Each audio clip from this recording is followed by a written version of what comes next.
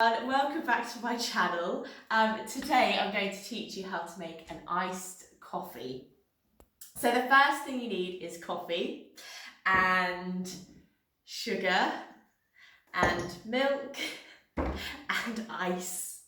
Okay, so for 2 people I would recommend doing about 4 teaspoons of sugar, but that's just because I like it strong.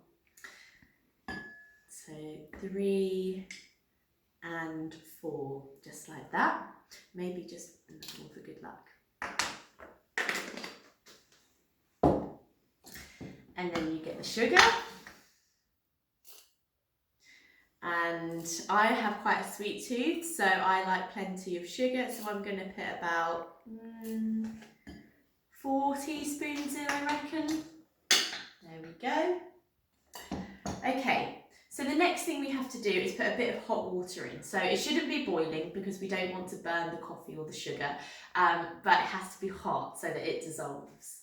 So I'm just going to go to the tap.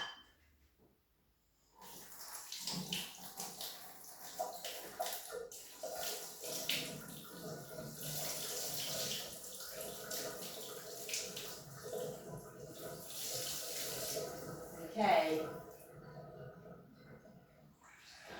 Oh no! I've just put a bit too much in.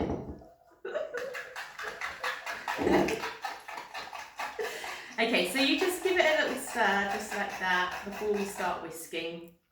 And what I will say is that just before you freak out that I've got an electronic whisk, because I'm bougie, you can just do it with the handheld one, which I usually use, so don't panic too much. So let's just see how this turns on. Oh! Okay.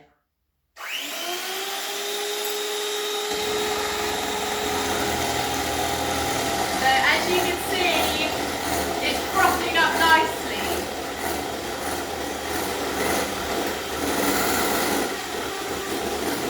I think I've done too much.